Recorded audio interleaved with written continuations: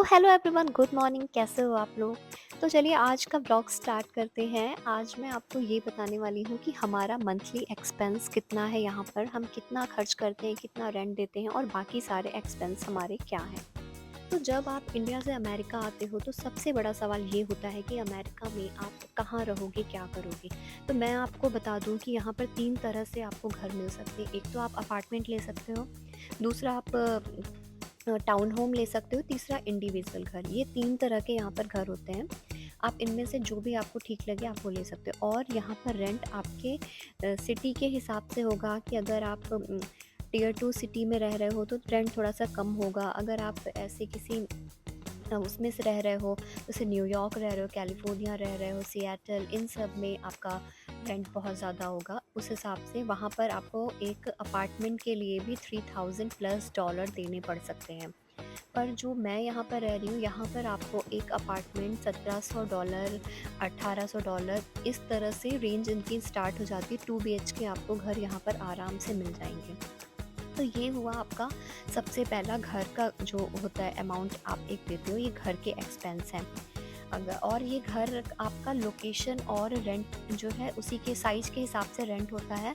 और सबसे बड़ी बात कि अगर आपका बच्चा है और स्कूल जाएगा और अगर आप स्कूल के एरिया में घर लेते हो तो भी रेंट वेरी करेगा। अगर आप थोड़ा आउटर लेते हो या स्कूल के आसपास लेते हो तो भी रेंट वेरी करेगा। उसके बाद दूसरा एक बड़ा खर्चा होता है, वो है ग्रॉसरी।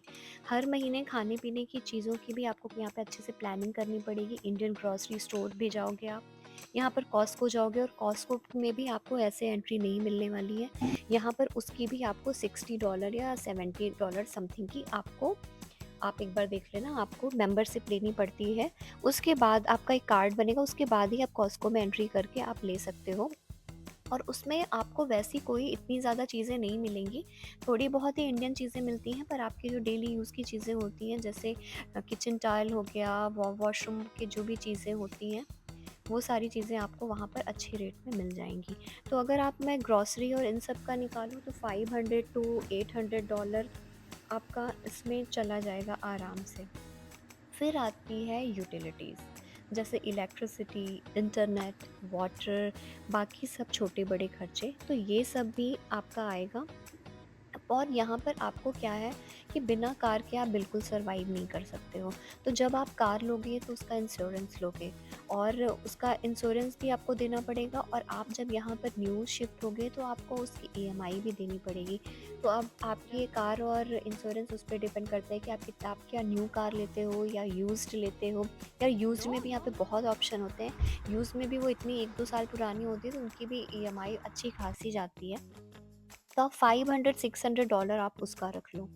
तो ये जो एक बड़ा-बड़ा अमाउंट है ये मैं आपको बता रही हूँ। उसके बाद आता है आपके बच्चे का स्कूल का खर्च। उसमें स्कूल की एक्टिविटी जैसे इस यहाँ पर होता है कि आपको कोई फ़ी नहीं देनी होती है, पर उसके बाद भी इन लोग कोई ना कोई एक्टिविटी या कभी कुछ कोई डोनेशन या बच्चे के क्लोथ्स हो गए, क्योंकि यहाँ पे ड्रेस नहीं होता है, आपको वो सारी चीज़ें सप्लाईज़ कभी कोई दूसरी ज़रूरतें वो सब आपकी होती रहती। अभी इसमें मैंने आपकी कोई भी शॉपिंग, आउटिंग या कोई ट्रिप प्लान ये तो सब इससे मैं अलग यही है। कहना चाहूँगी कि तो वही मैं स्टार्टिंग के कह रही हूँ डेज़ कि में देखने आपको में थोड़ा-सा थोड़ा-सा प्लानिंग लगता के है, साथ पर जब चलना आप इन होगा सबको और खर्च मेरे करते हो, मैनेज एक्सपीरियंस करते हो, में तब समझ में आता अमेरिका है कि की सच लाइफ़ चीज़ें में जा सिर्फ़ कहाँ पे खर्च ही रही हैं। नहीं है, तो यहाँ बस पर यही है, अपॉर्च्युनिटीज़ भी बहुत हैं।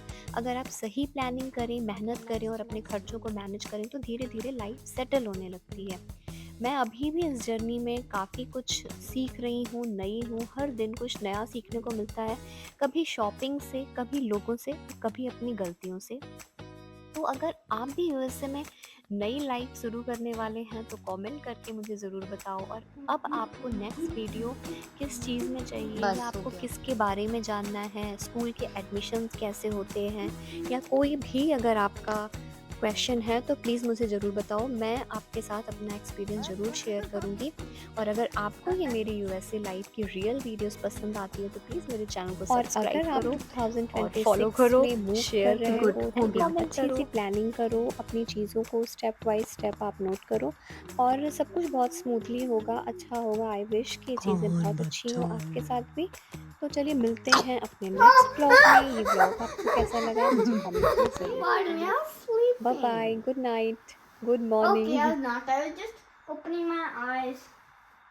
About to sleep.